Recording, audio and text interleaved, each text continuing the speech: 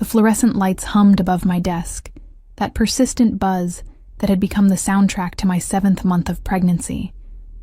I shifted in my chair, trying to find a position that didn't make my swollen ankles throb or my lower back scream in protest.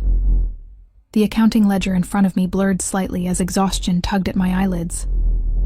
It was December 30th, and the Montero Enterprises office was nearly empty, most employees having left early to prepare for New Year's celebrations. I pressed my palm against the tight swell of my belly, feeling a flutter of movement that made my heart clench with a complicated mixture of love and fear. 7 months pregnant, and I was still completely alone. No partner, no family, no safety net except the paycheck I earned reviewing financial statements for one of the most powerful men in the city. My phone buzzed with a text from Mariana, my only real friend. "Last chance, Cammy. Come to the party tonight. You can't spend New Year's Eve alone. Again." I stared at the message, my thumb hovering over the keyboard. How could I explain that the thought of watching happy couples count down to midnight made me want to curl into a ball and never emerge? That seeing families together reminded me of everything I didn't have. "Still here, Camilla?" The deep voice made me jump, my hand flying to my chest. Cesar Montero stood in the doorway of my small office, his imposing frame filling the space in a way that always made the room feel smaller. At 42, he commanded attention without trying. Dark hair touched with silver at the temples, olive skin that spoke of his Brazilian heritage, and dark eyes that missed nothing. He wore his usual impeccable suit, charcoal gray that emphasized his broad shoulders, though he'd loosened his tie and unbuttoned his collar. "Mr. Montero," I straightened in my chair, trying to look professional despite my enormous belly and the exhaustion I knew showed on my face. I wanted to finish reconciling the December accounts before the year end. His gaze swept over me, and I saw something flicker in those dark eyes. Concern, maybe? But that was ridiculous. Cesar Montero was known throughout the city as a man without sentiment, someone who'd built his empire through cold calculation and ruthless efficiency. He paid me well, treated me with distant respect, but that was where our relationship ended. Employer and employee, nothing more. "It's 7 o'clock, he said, his Portuguese accent softening certain consonants in a way I'd always found oddly soothing. "And it's New Year's Eve. Even I'm leaving soon." "Just another hour," I promised, though we both knew I had nowhere to go. My apartment was a tiny studio in a neighborhood I could barely afford, furnished with second-hand furniture and decorated with nothing but the ultrasound photos taped to my refrigerator. The thought of returning there tonight, alone, while the rest of the city celebrated, made my chest tight. Cesar was silent for a long moment, and I felt his eyes on me. I'd worked for him for 2 years, ever since I'd graduated with my accounting degree, and somehow landed this position at his legitimate business operations. Everyone knew Cesar Montero had his hands in things beyond import-export and real estate, but I kept my head down, did my job, and tried not to think too hard about what the man who signed my paychecks might do in the shadows. "Camila." His voice was softer now, and I looked up to find him watching me with an expression I couldn't quite read. "When is the baby due?" The question surprised me. In the 3 months since my pregnancy had become obvious, Cesar had never once mentioned it. I'd appreciated his discretion, even as part of me had wondered if he saw me as a liability now, a single mother whose personal problems might interfere with her work. "February 10th, I answered, my hand moving unconsciously to my belly again. "A girl." Something crossed his face, too quick for me to identify. "And the father?" My jaw tightened. This was dangerous territory, but I'd never been good at lying. "He's not involved. He made that clear when I told him I was pregnant." "Idiota," Cesar muttered, and the flash of anger in his eyes startled me. What kind of man abandons his own child? The kind who never wanted to be a father, I said quietly, remembering Lucas's face when I'd told him. the way he'd backed away from me like I was contagious, like the pregnancy was something I'd done to him rather than something we'd created together. He said I could handle it on my own since I was the one who wanted to keep her. I didn't mention the money he'd shoved at me, enough for an abortion and a little extra, as if that would erase his responsibility, or how he'd blocked my number the next day and moved out of the apartment we'd shared, leaving me scrambling to find somewhere I could afford alone. Cesar's expression darkened further. You have family? Your parents? I shook my head, fighting the familiar sting of tears. My parents died in a car accident when I was 20. I have an uncle in Portugal, but we're not close. That was putting it mildly. My uncle had made it clear at my parents' funeral that he had his own family to support and couldn't take on the burden of a grieving college student. I hadn't spoken to him since. Friends? A few. None close enough to impose on, though. None who could help me figure out how to be a mother when I had no model to follow, no safety net, no backup plan. I'm fine, Mr. Montero, really. I appreciate your concern, but I'm managing. Are you? He moved into the room, and I became acutely aware of how small the space was, how his presence seemed to fill every corner. He gestured to the files on my desk, the half-eaten sandwich that had been my lunch and dinner, the bottle of water I'd been rationing because I didn't want to make too many trips to the bathroom. You're working 12-hour days in your third trimester. You look exhausted. When was the last time you had a proper meal? The caring in his voice undid something in me. I'd been so careful, so determined to prove I could handle everything alone, that I hadn't let myself acknowledge how much I was struggling. I'm fine, I repeated, but my voice cracked on the words. Cesar pulled out the chair across from my desk and sat, his large frame folding into the small space with surprising grace. Camilla, look at me. I raised my eyes to his, and the gentleness in his expression made tears well up despite my best efforts. I'm going to ask you a question, and I want you to answer honestly. Can you do that? I nodded, not trusting my voice. Are you afraid? The simple question broke through every defense I'd built. Yes. I was terrified. Terrified of giving birth alone, of not knowing how to care for a newborn, of failing this tiny person who was depending on me for everything, terrified of the financial reality that my savings would barely cover 3 months of lost work, of the daycare costs that would eat most of my salary, of the endless string of what-ifs that kept me awake at night. Yes, I whispered. And then the tears came, hot and unstoppable. I'm so scared, Mr. Montero. I don't know what I'm doing. I don't know how to be a mother. I don't know if I can do this alone. He reached across the desk and took my hand, his large palm warm and solid around my smaller one. Then don't do it alone. I blinked at him through my tears. What? Let me help you, Camilla. His thumb stroked across my knuckles in a gesture that was surprisingly gentle for such a powerful man. Let me make sure you and your daughter are taken care of. I can't accept charity, I said automatically, even as part of me wanted desperately to say yes, to let someone else carry the burden for just a moment. I have my pride. This isn't charity. His grip on my hand tightened slightly. You're a valuable employee, and you've worked hard for me.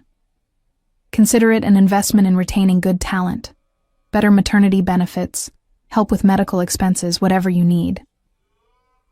It was a kind offer, maybe even a generous one, but something in his eyes suggested this was about more than employee retention. Before I could analyze that thought further, he released my hand and stood. Go home, Camilla. Get some rest. We'll talk after the holiday about what you need. He left before I could respond, his footsteps echoing down the hall until the office fell silent again. I sat there for a long time, staring at the hand he'd held, feeling the phantom warmth of his touch. Cesar Montero had just offered to help me, and I had no idea what to make of it. I finished the reconciliation mechanically, my mind churning with questions I couldn't answer. Why would he care about my situation? What did he mean by whatever you need? And why had his touch made me feel safe for the first time in months? By the time I gathered my things and made my way to the parking lot, it was nearly 9 o'clock. The bus ride to my apartment took 40 minutes, and I spent the entire journey watching families and couples heading out to celebrate, feeling the familiar ache of isolation settle deeper into my chest. My apartment was exactly as I'd left it that morning. Tiny, cold, and desperately lonely. I dropped my purse on the second-hand couch and moved to the kitchen, opening the nearly empty refrigerator. A carton of eggs, some wilted vegetables, half a loaf of bread. Nothing that felt like a proper New Year's Eve meal. I heated water for tea and sank onto the couch, pulling a blanket over my legs. Through the thin walls, I could hear my neighbors laughing, music playing, the sounds of celebration that only emphasized my solitude. I placed both hands on my belly, feeling my daughter shift and stretch inside me. "It's just you and me, pequeña," I whispered, using the Portuguese endearment my mother had called me. "But we're going to be okay. Somehow we're going to figure this out." The baby kicked in response, a firm jab against my ribs that made me smile despite the tears sliding down my cheeks.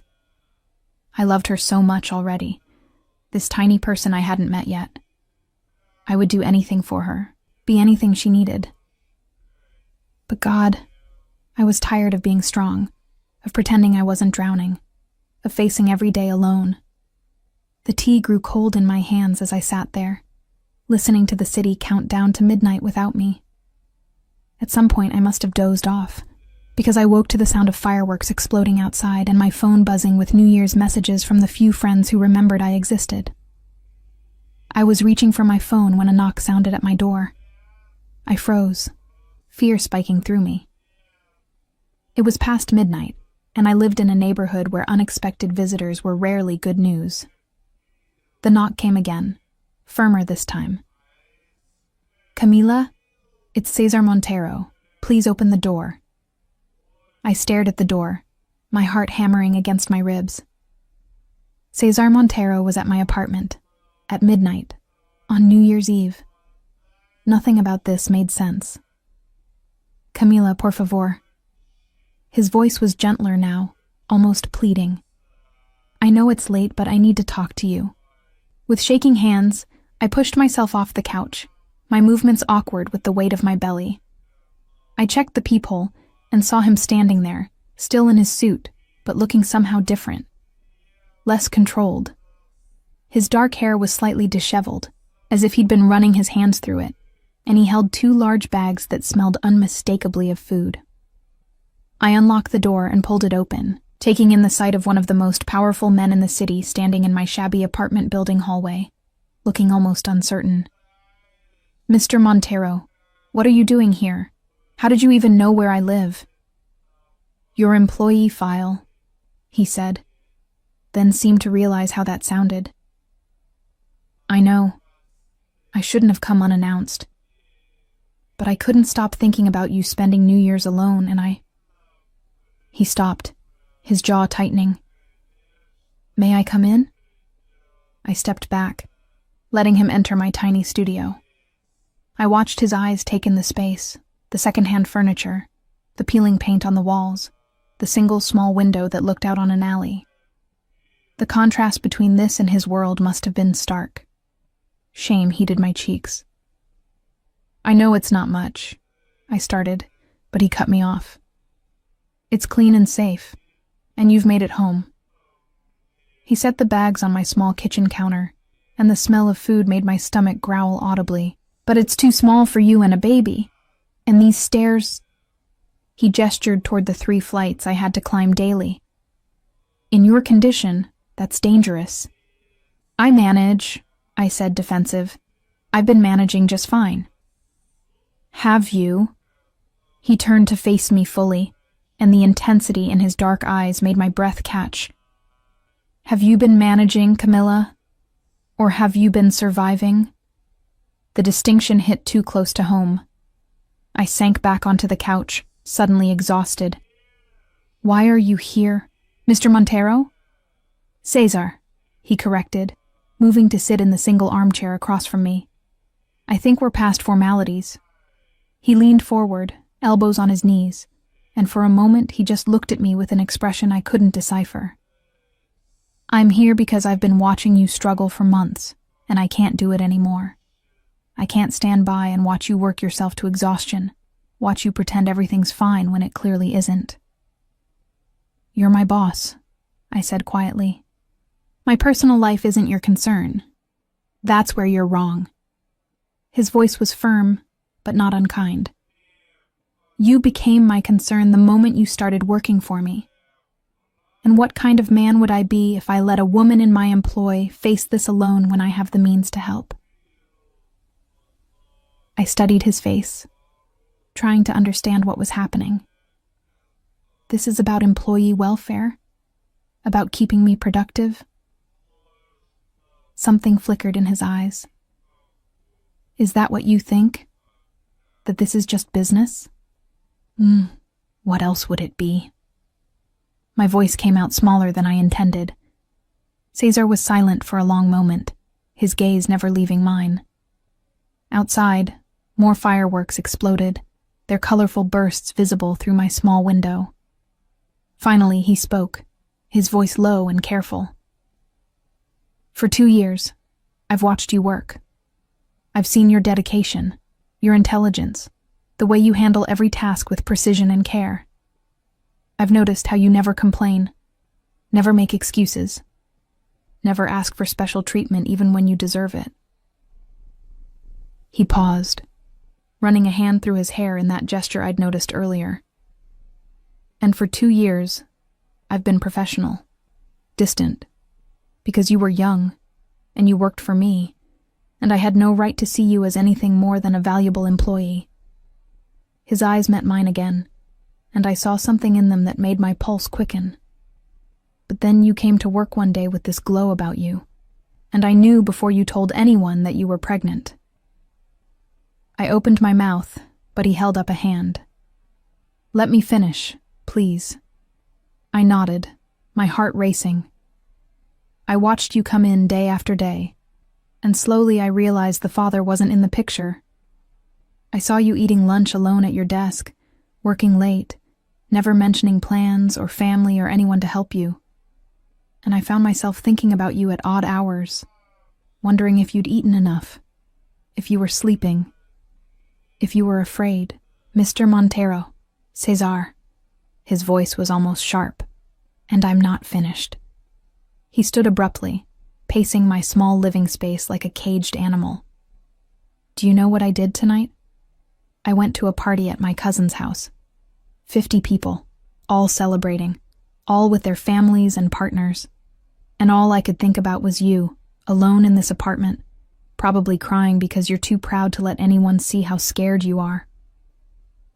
He turned to face me, and the raw emotion in his expression stole my breath. So, I left. I made up an excuse and left. And I stopped at the only restaurant I could find open and bought enough food for both of us because I couldn't stand the thought of you spending this night alone. Because somewhere in the last few months you stopped being just an employee to me, Camilla. The room seemed to have shrunk, the air between us charged with something I didn't dare name. What are you saying? He moved closer, kneeling in front of the couch so we were at eye level.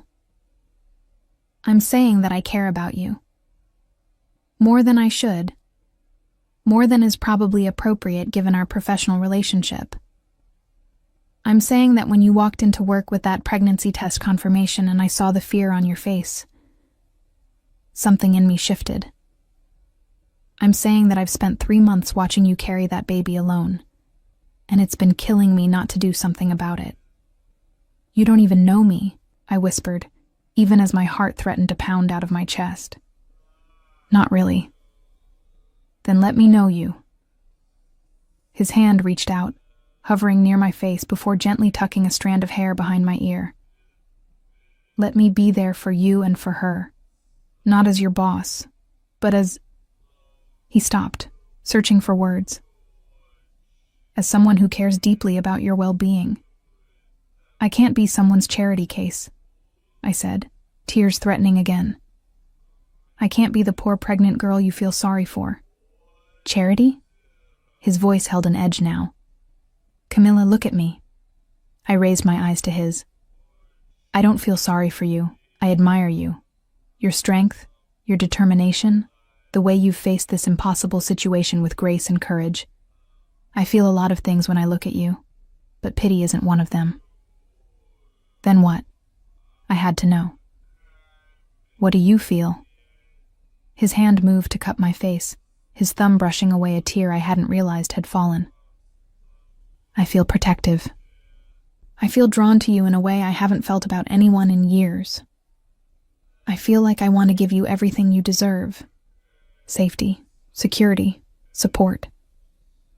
I feel like I want to be there when your daughter is born, to help you through the sleepless nights. To watch her grow up knowing she's wanted and loved. You don't even know her, I protested weakly. No, he agreed. But I know her mother. And I know that any child raised by you will be extraordinary. His other hand moved to rest gently on my belly, and I felt my daughter respond with a firm kick. Cesar's eyes widened, a smile breaking across his face that transformed him from intimidating boss to something softer, more human. She's strong, like her mother. Cesar. His name felt strange on my tongue, intimate. This is crazy. We barely know each other outside of work. You can't just decide you want to be part of this. Can I? He didn't move his hand from my belly, and I found I didn't want him to. Camilla, I'm not asking you to marry me tomorrow or to move in with me tonight. I'm asking you to let me help, to let me be present, to give us a chance to see what this could be. What could be? My voice was barely a whisper. This connection between us. His eyes held mine. Tell me you don't feel it. Tell me that when I walked into your office today, you didn't feel something shift. Tell me that right now, with my hand on your belly and my eyes on yours. You don't feel this pull between us. I couldn't tell him that because it would be a lie. I did feel something. Something that terrified and exhilarated me in equal measure. I'm pregnant with another man's child, I said, trying to be practical even as my heart raced. I'm broke. I'm scared. I'm a mess. Why would you want any part of this? Because life is messy, Camilla. And because I've spent 42 years building an empire, accumulating power and wealth, and none of it has made me feel the way I felt tonight when I realized you were spending New Year's alone. His hand slid from my belly to take my hand in his. Because when I look at you, I see someone worth fighting for. And I've never been afraid of a fight. Your family, I started, thinking of the extensive Montero clan I'd heard about but never met. What will they think? They'll think I've finally found someone who makes me happy. His smile was confident. And they'll love you, Camilla. How could they not? I wanted to believe him. God, how I wanted to believe that this powerful, handsome man actually cared about me, that I wasn't alone anymore, that my daughter would have someone besides me to rely on. But years of disappointment had taught me to be cautious. I need time, I said finally, to think about this, to understand what you're really offering. Time, he agreed, though I saw disappointment flash across his face. But Camilla, while you're thinking, let me do one thing. He stood and moved to the kitchen, unpacking the bags he'd brought. The smell of food filled my tiny apartment. Roasted chicken, rice, vegetables, fresh bread, and even a small cake decorated with Feliz Ano Novo. Let me feed you, he said simply. Let me make sure you have a proper New Year's meal. No commitments, no obligations. Just two people sharing food and conversation on the first night of a new year. Can you give me that?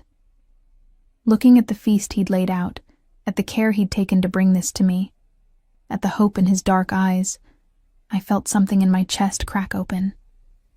"Yes," I whispered. "I can give you that."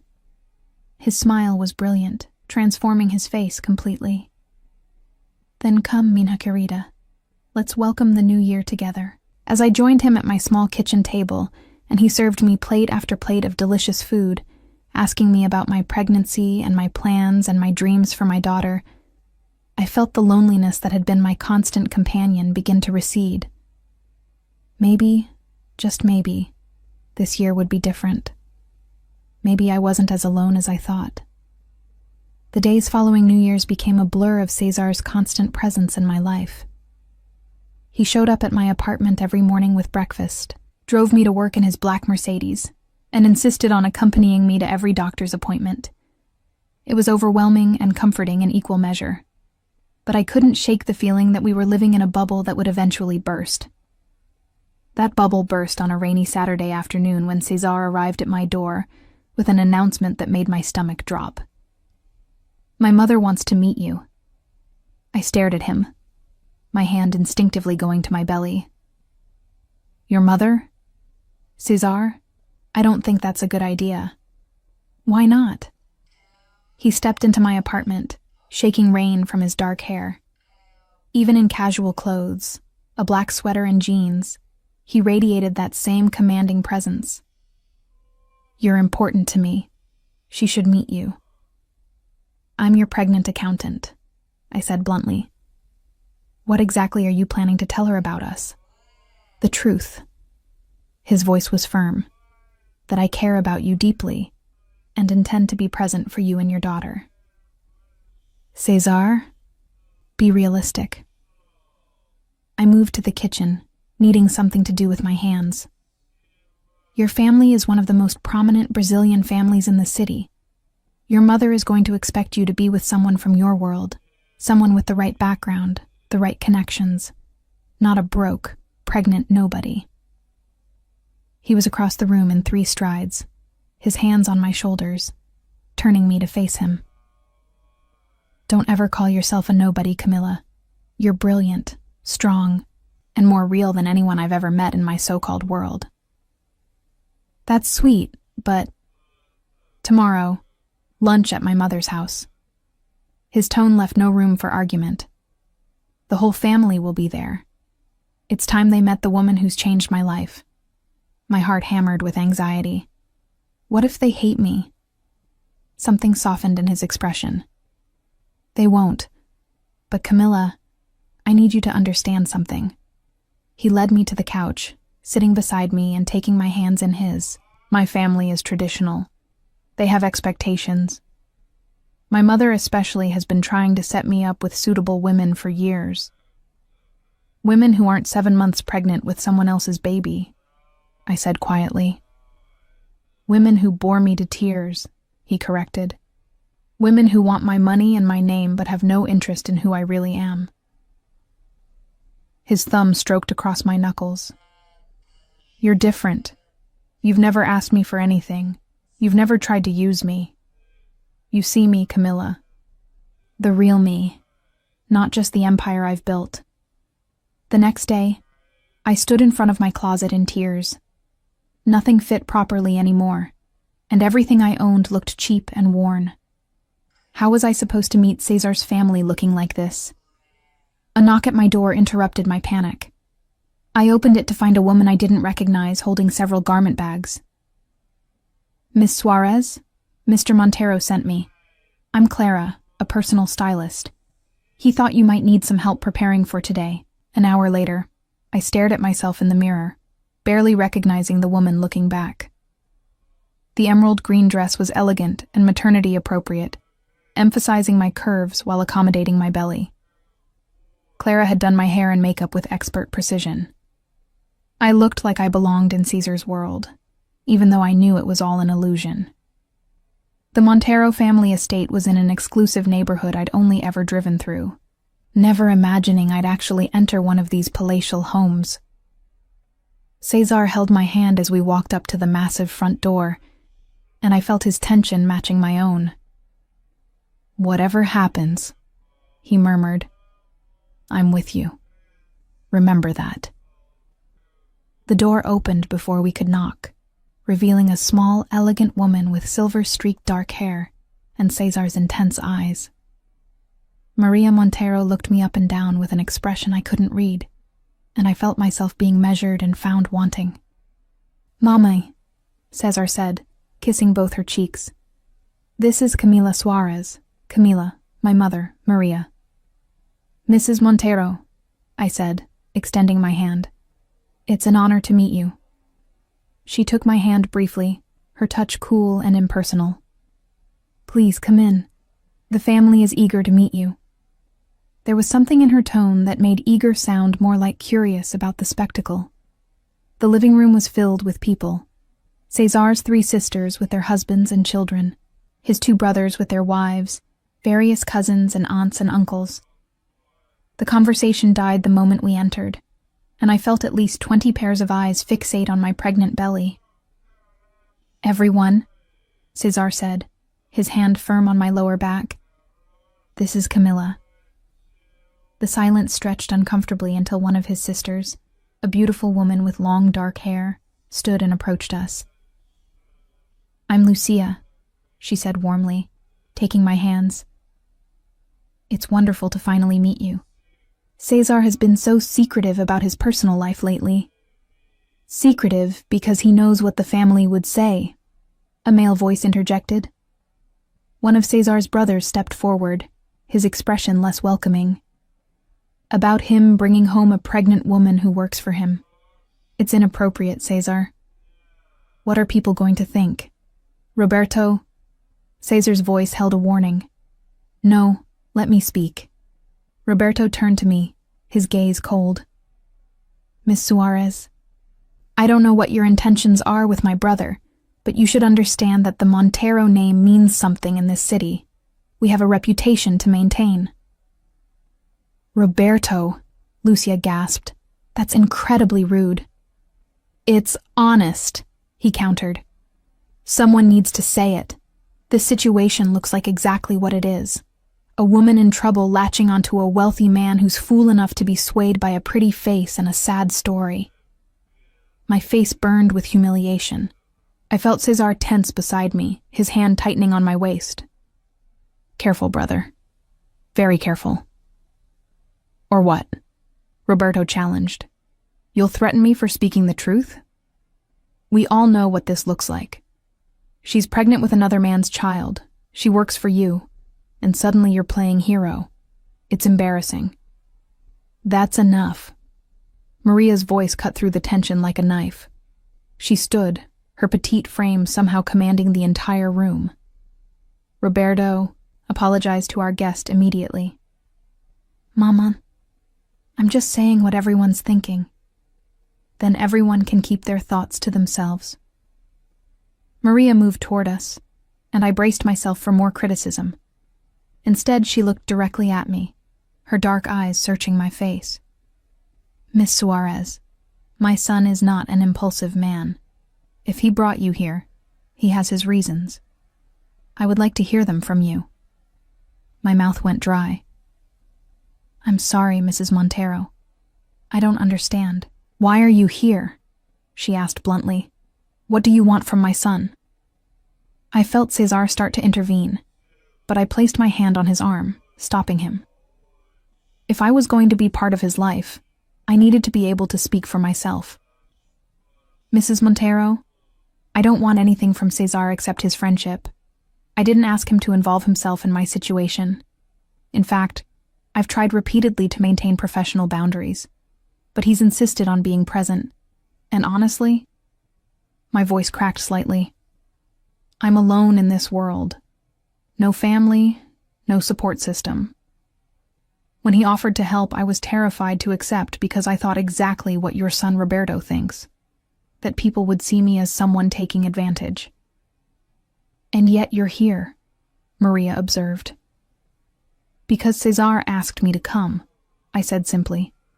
"Because he wanted his family to meet me, though I still don't fully understand why. I'm 7 months pregnant with another man's child. I have nothing to offer him except gratitude for his kindness.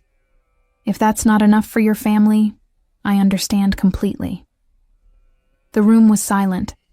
Then, unexpectedly, Cesar's youngest sister Sophia stood up, tears in her eyes.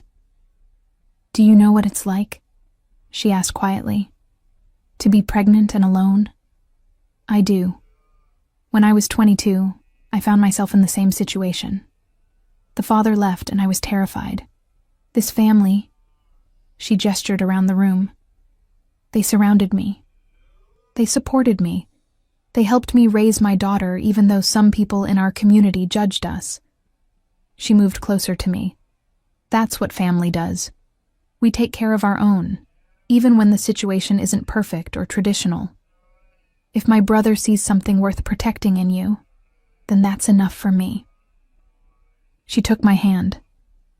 "Welcome, Camila." One by one, the other sisters stood, then Lucia's husband, then some of the cousins. But Roberto remained seated, his expression sour, and I noticed several others exchanging uncertain glances. "This is absurd," Roberto said. "She's not family. She's a stranger who's manipulated Cesar into feeling responsible for a situation that has nothing to do with him." "I haven't manipulated anyone," I said, my voice stronger now. "And you're right, I'm not family. I should go." I turned to Cesar. "Thank you for trying, but this was a mistake. I don't belong here." I moved toward the door, tears blurring my vision, when a sharp pain lanced through my abdomen. I gasped, my hand flying to my belly, and suddenly I was doubled over, unable to breathe through the intensity of it. "Camila!" Cesar was at my side instantly, his arm around me. "What's wrong?" "It hurts," I managed. "Something's wrong. The baby—" Chaos erupted. Maria was shouting orders. Someone was calling an ambulance, and Cesar had scooped me into his arms, carrying me toward the door. Through the pain and fear, I heard him repeating, "Hold on, Mina querida. Just hold on. I've got you." As he carried me to his car, not waiting for the ambulance, I caught a glimpse of his family's faces. Shock, concern, and on Roberto's face, something that might have been shame. But I couldn't focus on any of that. All I could think about was my daughter, and the terrifying possibility that I might lose her.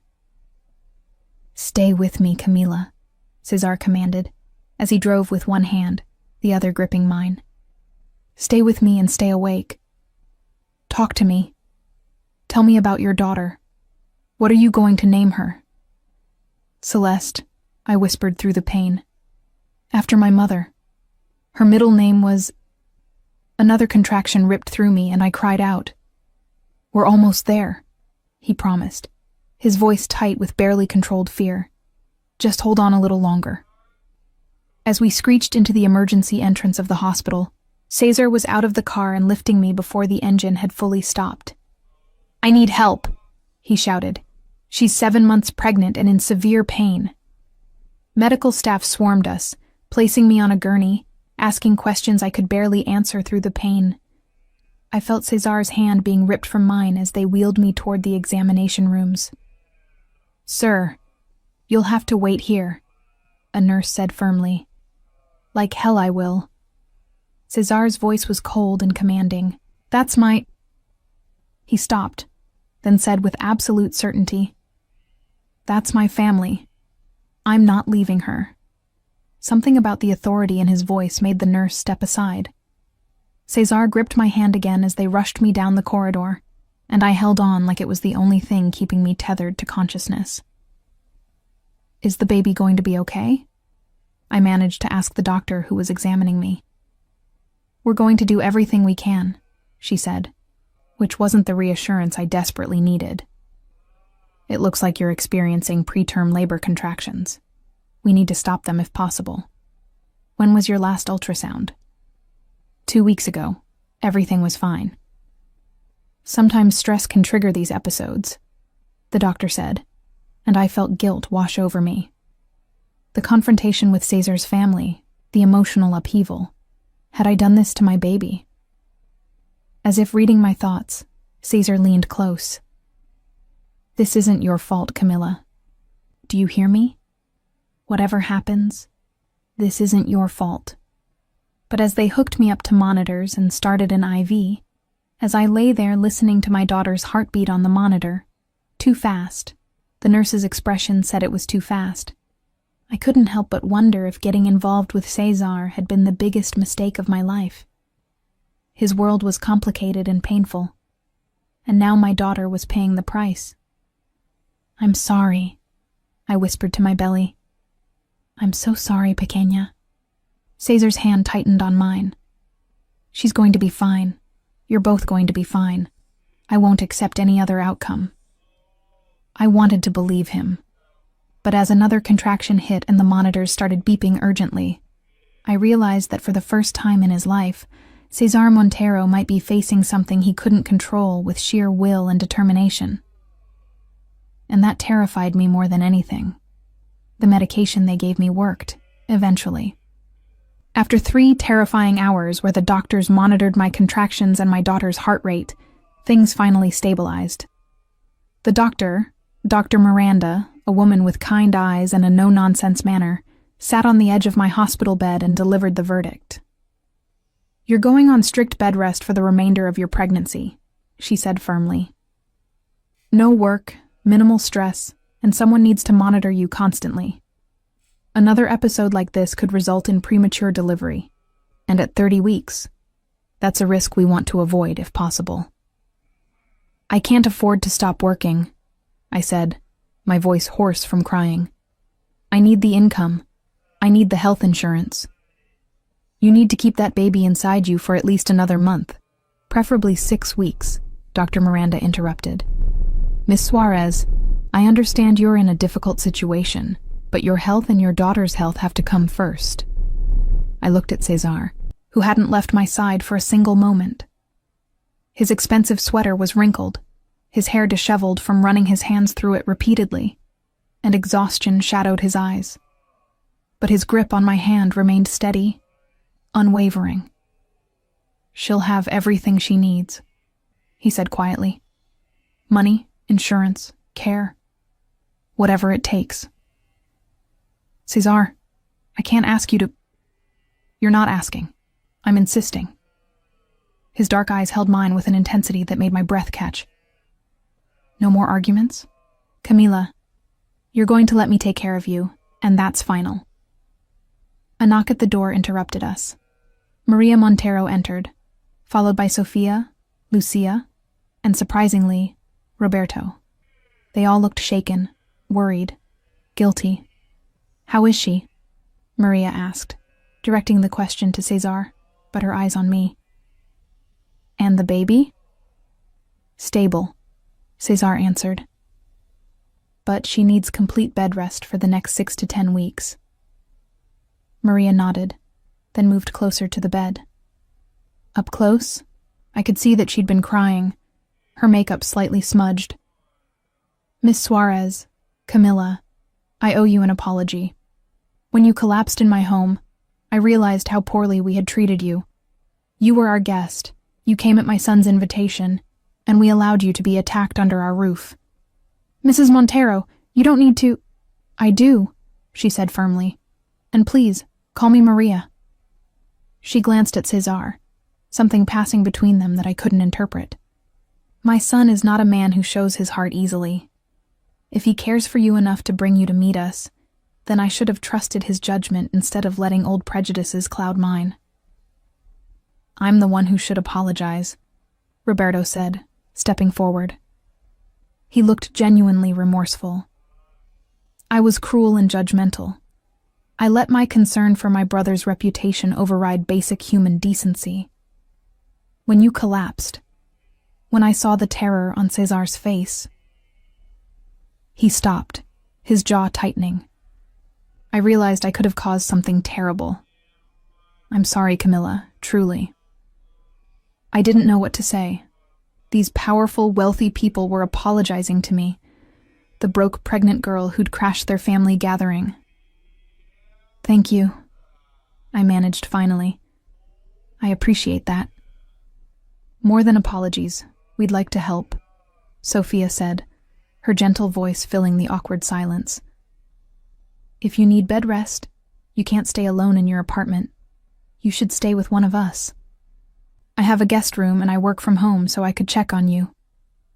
She'll stay with me, Cesar interrupted, at my home, where I can make sure she has everything she needs.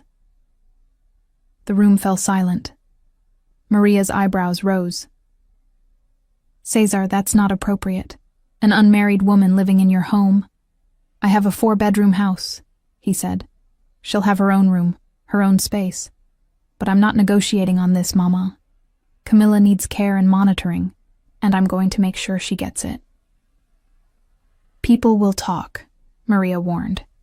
Let them. Cesar's voice was steel. I don't care what people think. I care about making sure Camilla and her daughter survive the next few weeks safely.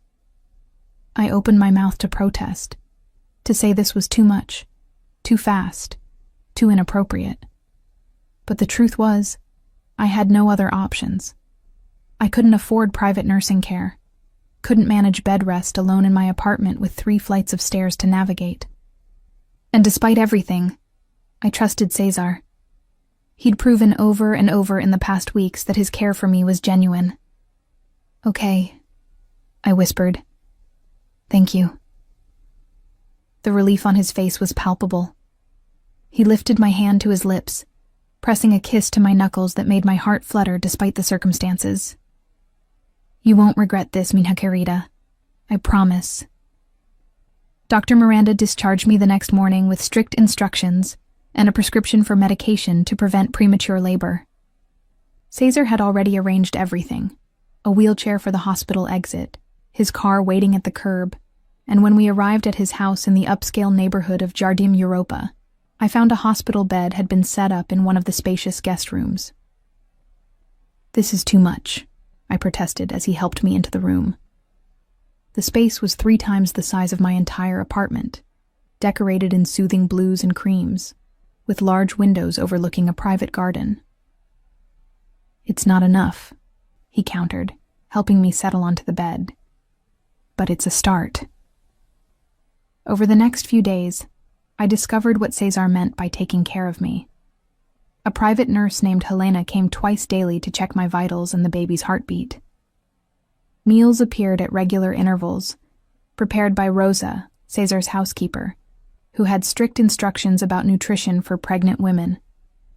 Cesar worked from home, setting up his laptop in the chair beside my bed, conducting business calls in Portuguese and English, while keeping one eye constantly on me. You don't have to babysit me, I told him on the 3rd day. I'm fine. Go to your office. I am in my office, he said, gesturing to his laptop. The location has simply changed. Cesar, this isn't sustainable. You can't put your entire life on hold for me. He closed his laptop and gave me his full attention. Camila, do you know what I did last year? I worked 16-hour days, 7 days a week. I attended meaningless social events, made business deals that increased my wealth but gave me no satisfaction, and came home to an empty house every night. I had everything a man could want and felt absolutely nothing. He moved to sit on the edge of my bed, taking my hand in his. These past 3 days, working from this room, making sure you're eating properly, listening to Helena confirm that the baby's heartbeat is strong, this has given me more purpose than anything I've done in years. So no, I'm not putting my life on hold. I'm finally starting to live it. His words made my throat tight with emotion. I don't understand you. Why would you do all this for someone you barely know? Because I know you better than you think, he said softly. I know you take your coffee with too much cream because straight black reminds you of the cheap instant coffee you survived on in college. I know you hum while you work, always the same melody. Your mother used to sing it to you. I know you're left-handed, but learned to use a mouse right-handed because that's how the computers were set up in your first job. I know you're terrified of storms because you were caught in one the night your parents died. I stared at him, shocked. How do you know all that? Because I've been paying attention for 2 years, Camilla. Every detail, every habit, every small thing that makes you who you are. I didn't plan to fall for you. I tried not to. But somewhere between watching you solve an accounting discrepancy that 3 other people had missed and seeing you smile at Rosa's daughter when she delivered your lunch, I realized you were everything I'd been missing. "You're in love with me," I whispered, the realization hitting like a wave. "Desperately," he admitted. "Completely. I'm in love with you, Camila Suarez, and I'm in love with the daughter you're carrying, even though she's not biologically mine. I want to be there when she's born. I want to teach her to ride a bike and help her with her homework and walk her down the aisle someday. I want all of it. With you, with her, with the family we could build together." Tears spilled down my cheeks. "This is crazy. We've never even been on a date. This isn't how love works." "Isn't it?" His thumb brushed away my tears. "My grandparents met at a bus stop. They talked for 20 minutes, and my grandfather told my grandmother he was going to marry her. She thought he was insane. They were married 52 years, until the day she died. Sometimes you just know, Camila. And I know." Before I could respond, my phone rang. I grabbed it from the nightstand, grateful for the interruption, then froze when I saw the name on the screen. Lucas. Cesar noticed my expression. "Who is it?"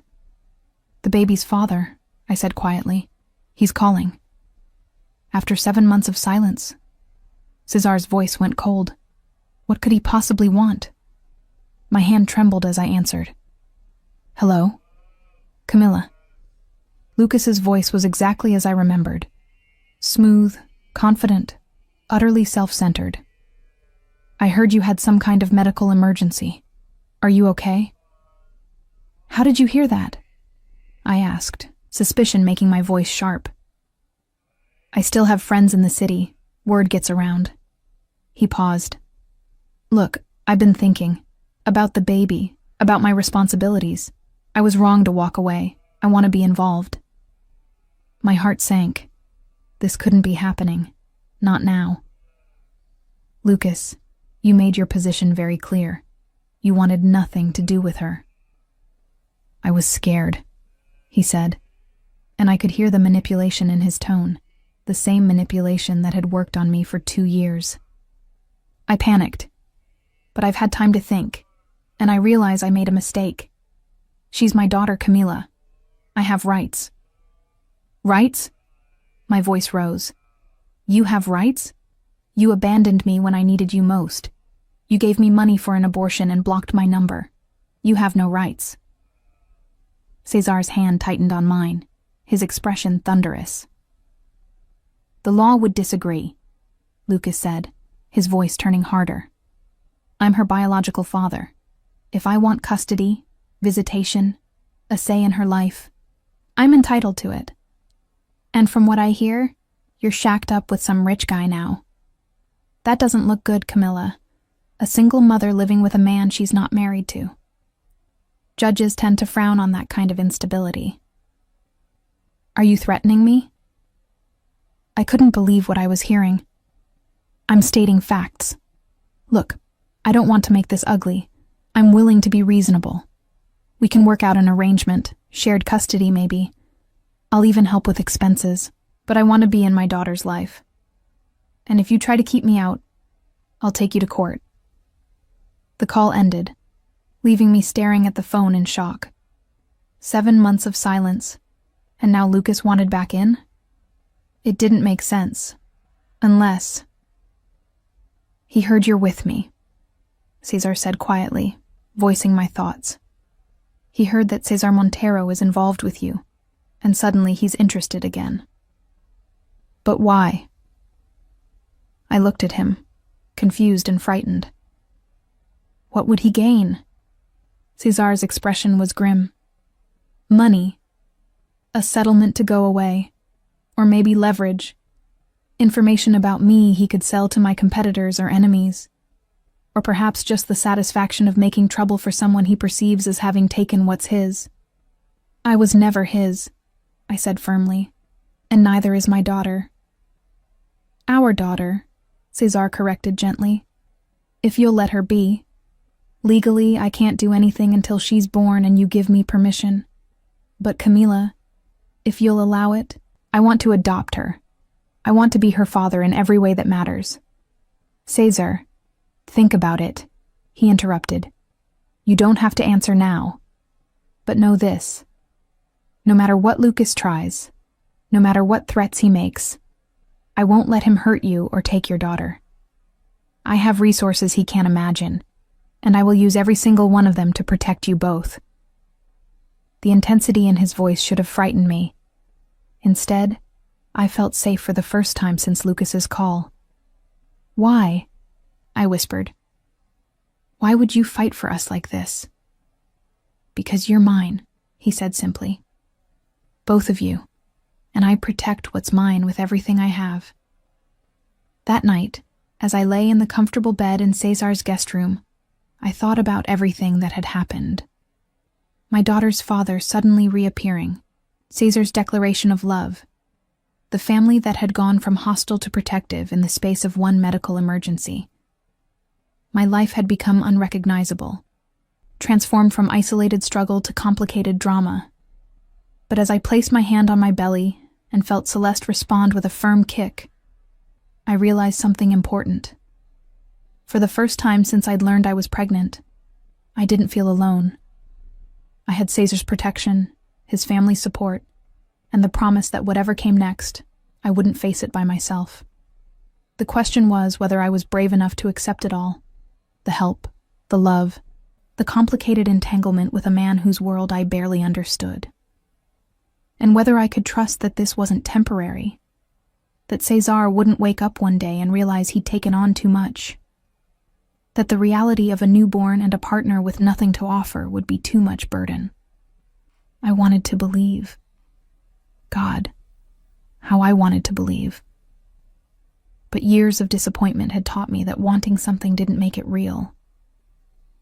Please be different, I whispered to the darkness, though I wasn't sure if I was talking to Cesar, to fate, or to myself.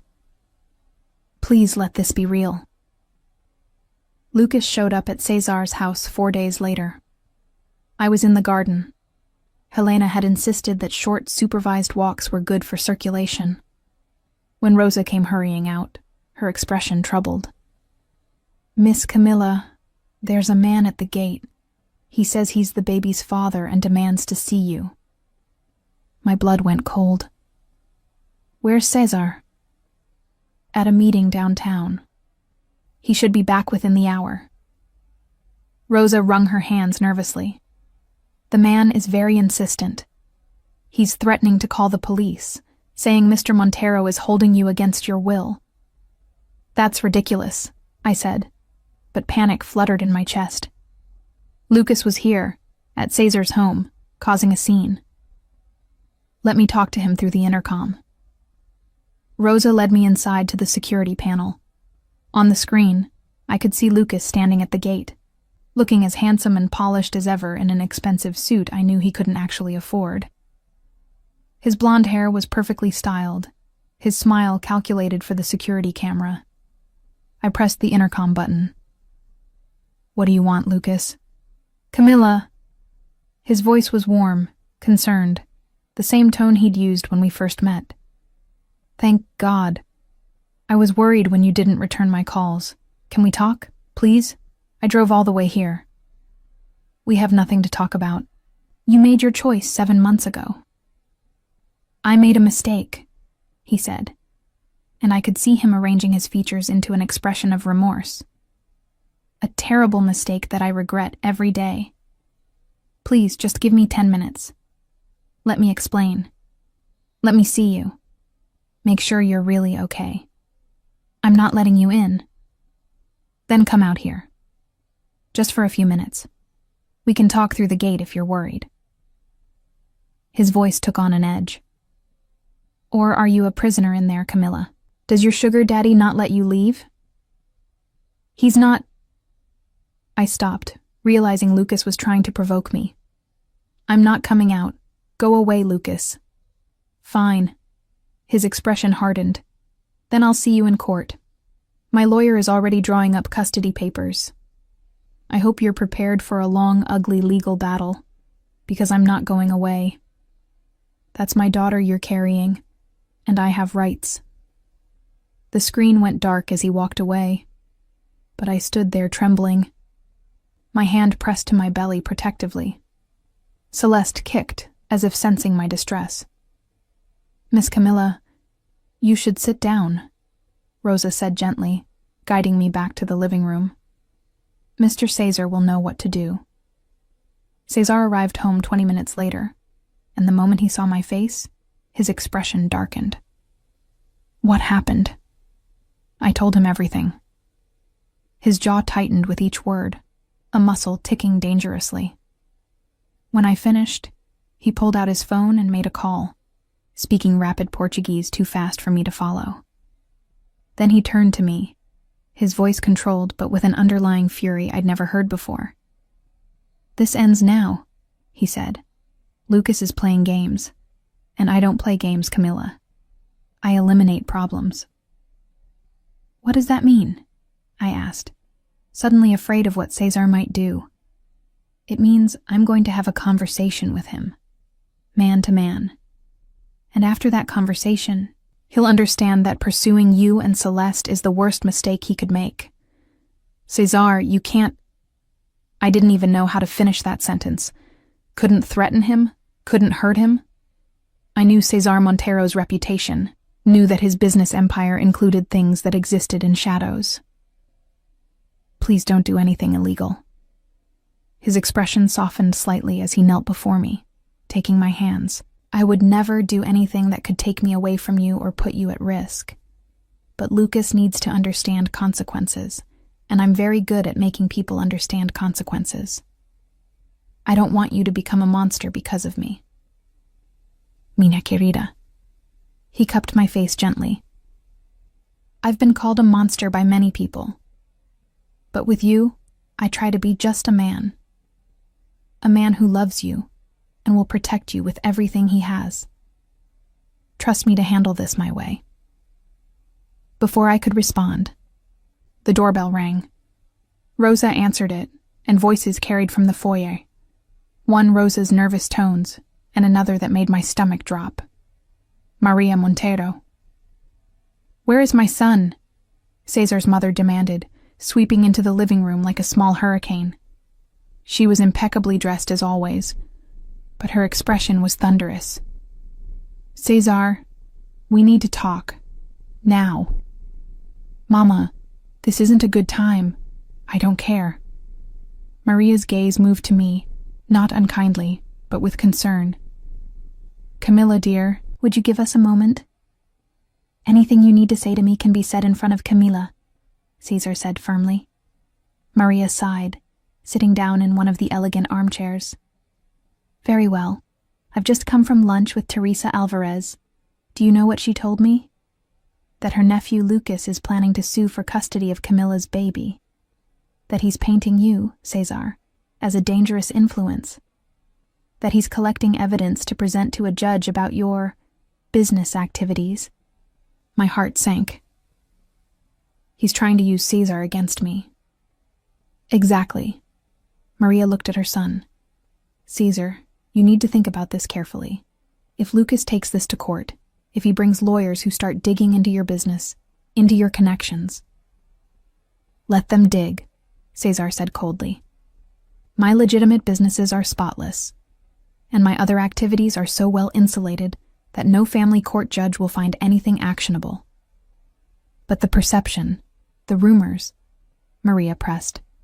The judge will hear that you're involved with organized crime, even if they can't prove it. They'll question whether Camilla's baby should be in a home connected to that world. They might even grant Lucas custody just to keep the child away from your influence. The words hit me like a physical blow. He could take her? I looked at Cesar, terror clawing at my throat. They could give my baby to a man who abandoned us just because he's making me look bad for being with you? Over my dead body, Cesar said, his voice like steel. That's not how the law works, son. Maria's voice was gentle but firm. You can't intimidate a judge the way you intimidate business rivals. You can't make this problem disappear with money or threats. This requires a different approach. What approach? I asked desperately. Maria looked between us, something calculating in her expression. Marriage. What? Cesar and I said simultaneously. If you're married, if Camila is Mrs. Montero, Lucas's case falls apart. He can't argue about unstable living arrangements or inappropriate relationships. A married couple is the ideal family structure in the court's eyes, especially if Cesar begins adoption proceedings immediately after the birth. Maman, we've discussed this, Cesar started. No, you've been stubborn about it, Maria interrupted. Cesar, you've already committed to this woman and her child in every way except legally. You've brought her into your home, declared your intentions to the family, and made yourself a target because of your association with her. Why not make it official? Because Camila deserves better than a marriage of convenience born from legal necessity, Cesar said, his voice tight. She deserves to be courted properly, to have time to know me, to choose me freely without pressure or coercion. And what she'll get instead is Lucas taking her daughter, Maria said bluntly. Cesar, I understand your romantic notions, but sometimes practicality has to win. You love her, that's obvious. And I think... She looked at me. I think she loves you too, even if she hasn't admitted it yet. So why not marry now and court her afterward? You'll have a lifetime to romance your wife. My head was spinning. Marriage to Cesar. The thought terrified and thrilled me in equal measure.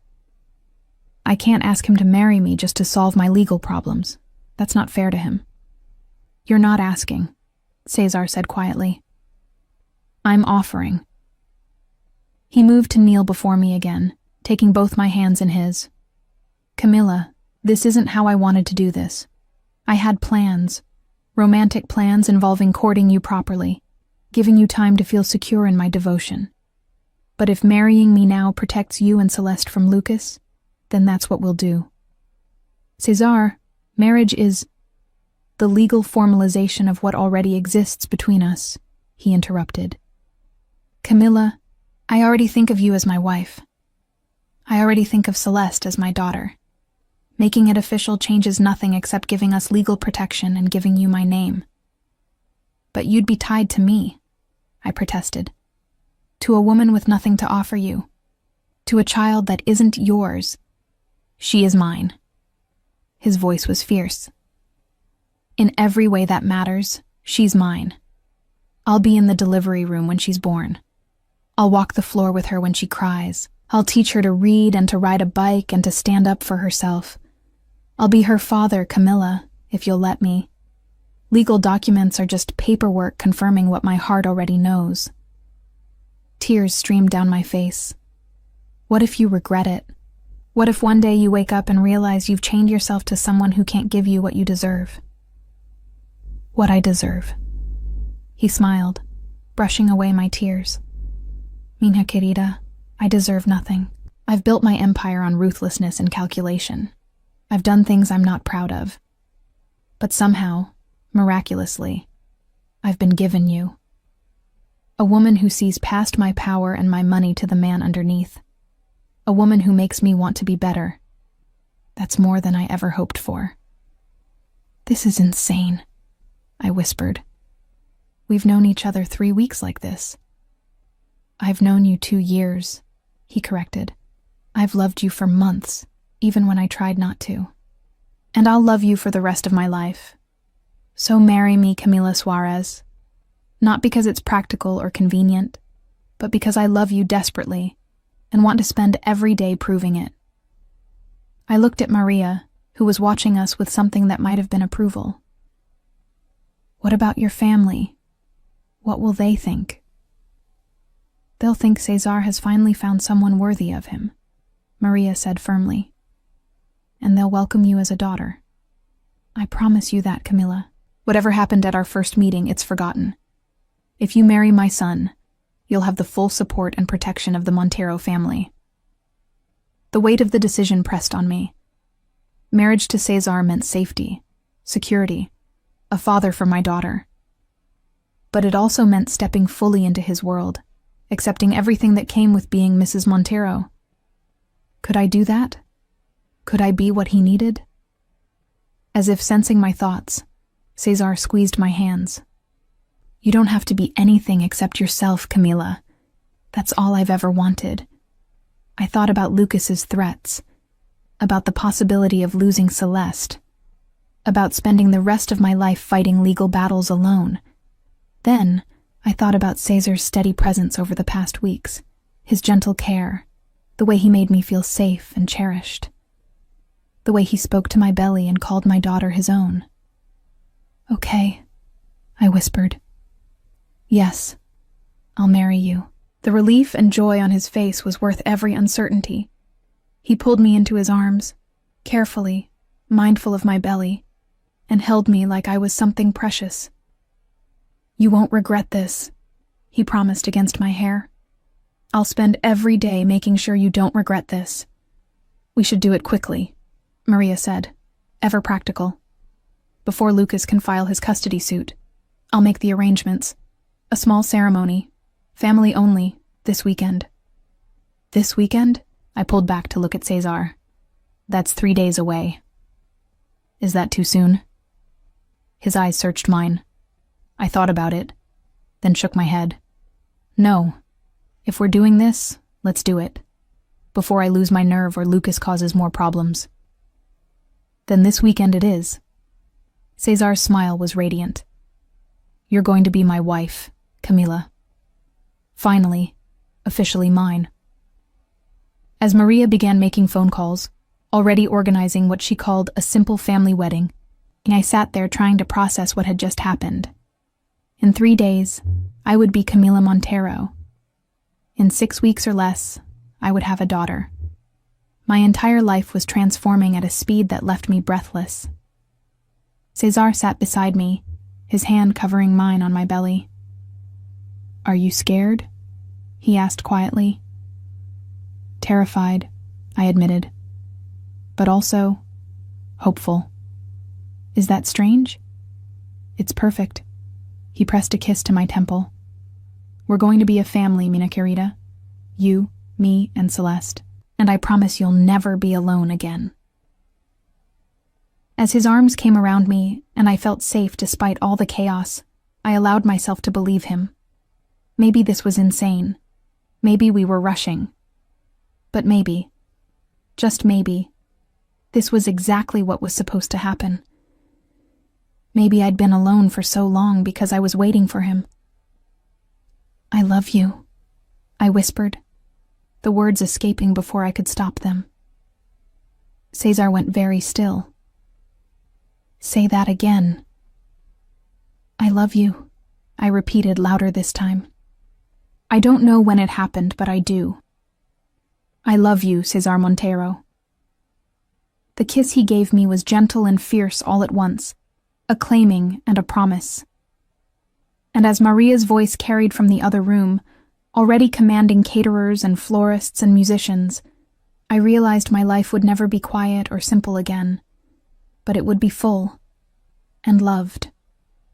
And that was worth everything. The morning of my wedding, I woke to sunlight streaming through the windows of Cesar's guest room and the sound of voices downstairs.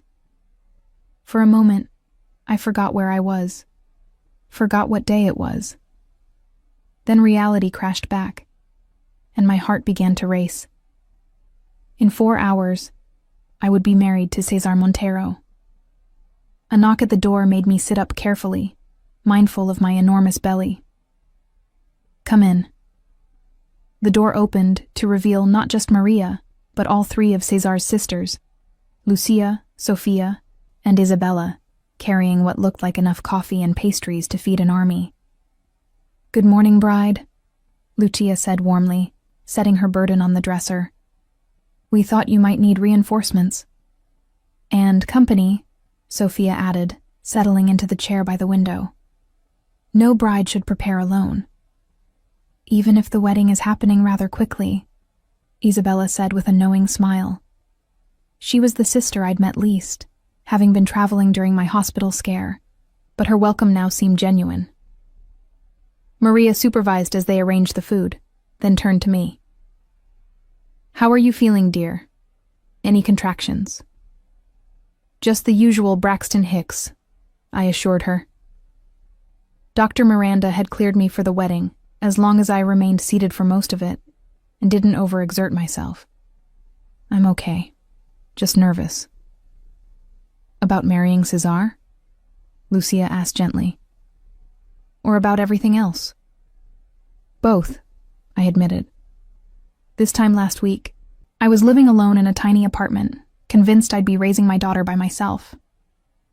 Now I'm about to marry a man I've known, really known, for less than a month. It's overwhelming. "Do you love him?" Sophia asked directly. "Yes," I said without hesitation. "I do, but—" "Then that's enough," Maria interrupted. "Camila, let me tell you about my marriage to Cesar's father. Our families arranged it when I was 19. I'd met Domingo exactly twice before our wedding day. I was terrified." She sat on the edge of my bed, her expression softening with memory. "But do you know what I discovered? Love isn't just a feeling you start with. It's something you build together, day by day, choice by choice. Domingo and I grew to love each other deeply over 40 years of marriage. You and Cesar, you're starting ahead of where we did. You already care for each other. The rest will come." What if I'm not enough for him? The fear I'd been suppressing spilled out. What if he realizes he's married to someone who brings nothing to this relationship except problems? "You bring everything," Isabella said firmly.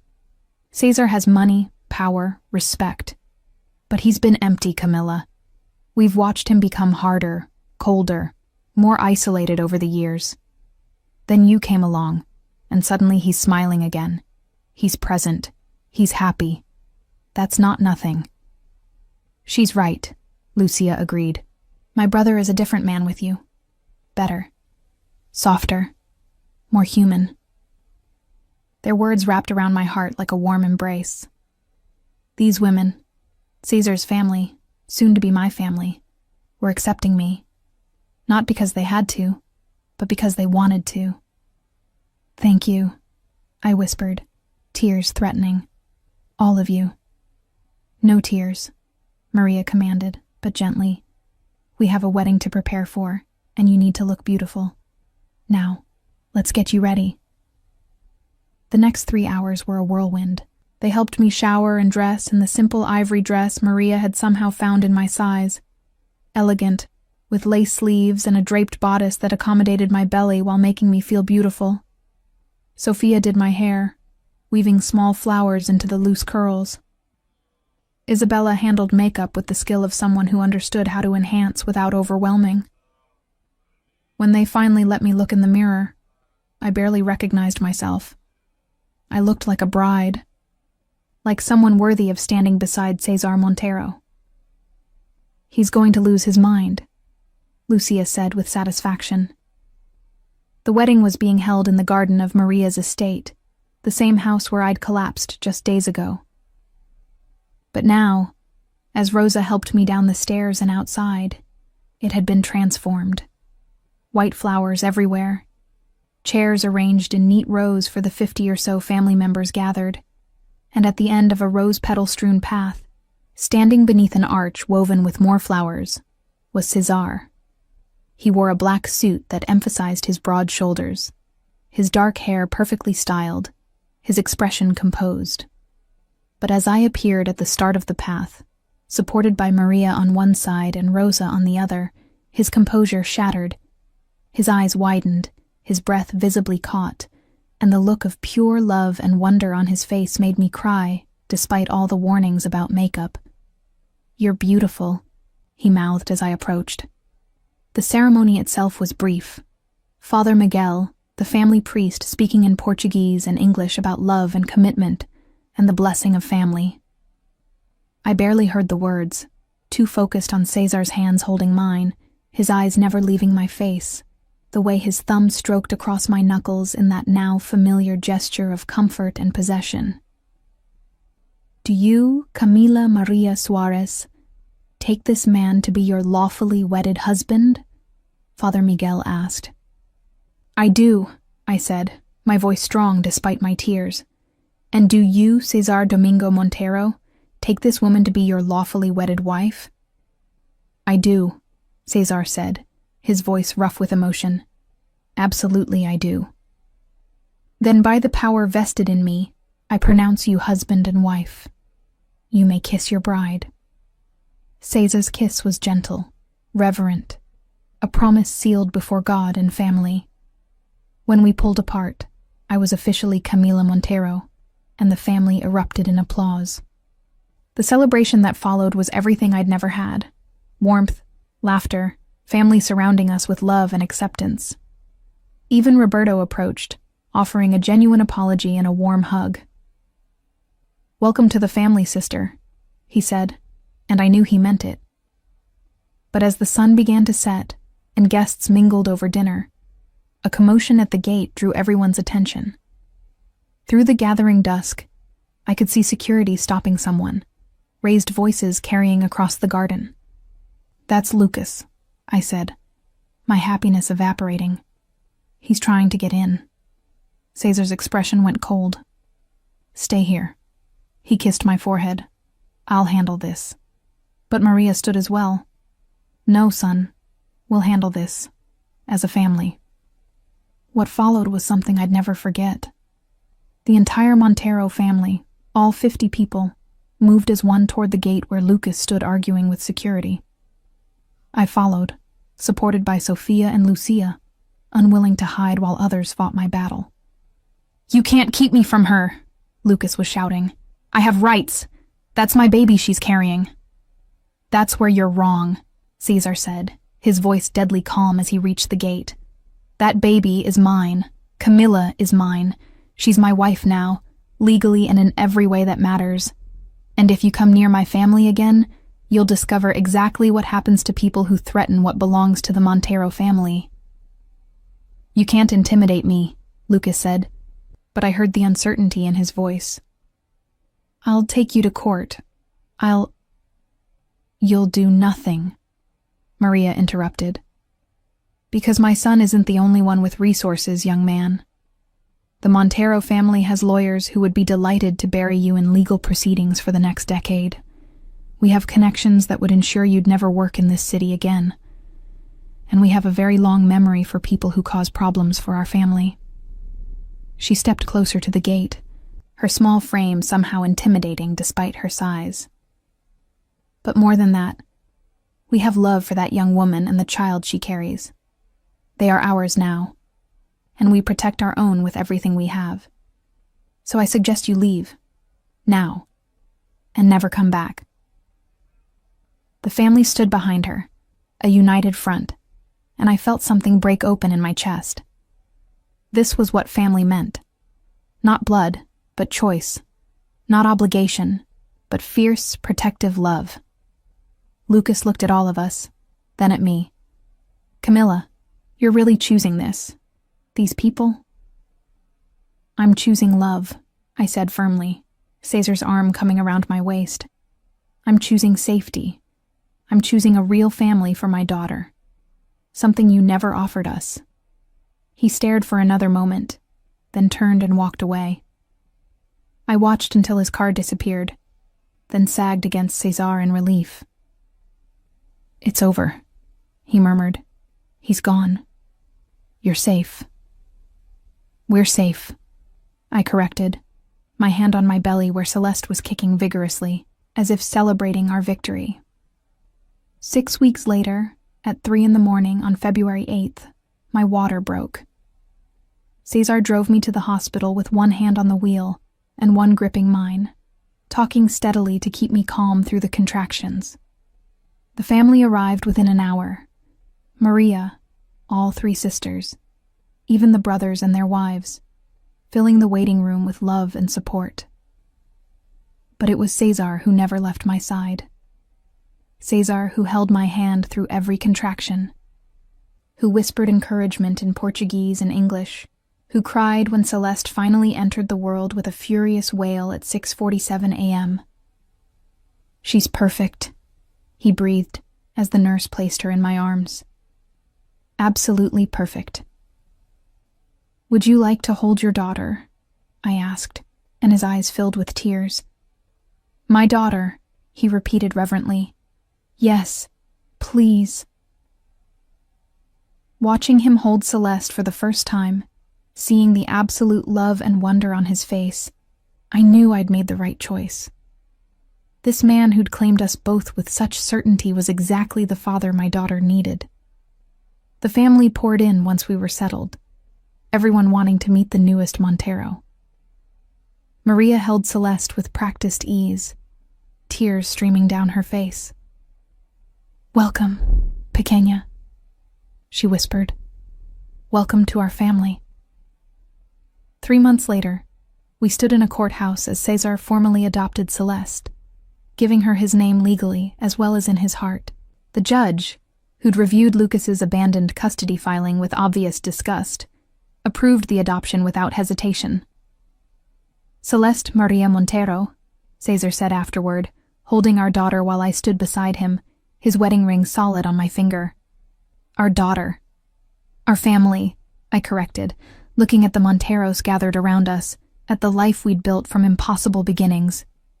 That night, as I nursed Celeste in the nursery we'd prepared in our home, because we'd moved to a house, one with space for our growing family, Cesar came to sit beside us. "Happy?" he asked softly. "Deliriously," I admitted.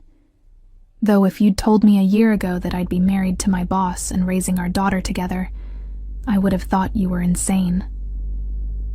"The best things in life are a little insane," he said, pressing a kiss to my hair. "Thank you, minha querida, for trusting me, for loving me, for giving me this family." "Thank you," I countered, "for seeing me when I felt invisible, for claiming us when we had no one, for showing me that family isn't about blood. It's about who chooses to stay." As Celeste finished nursing and drifted to sleep in my arms, Cesar wrapped us both in his embrace, and I realized that the woman who'd been terrified to spend New Year's Eve alone had found something infinitely better than she'd ever imagined. I'd found home, I'd found love, I'd found family, and I would never be alone again.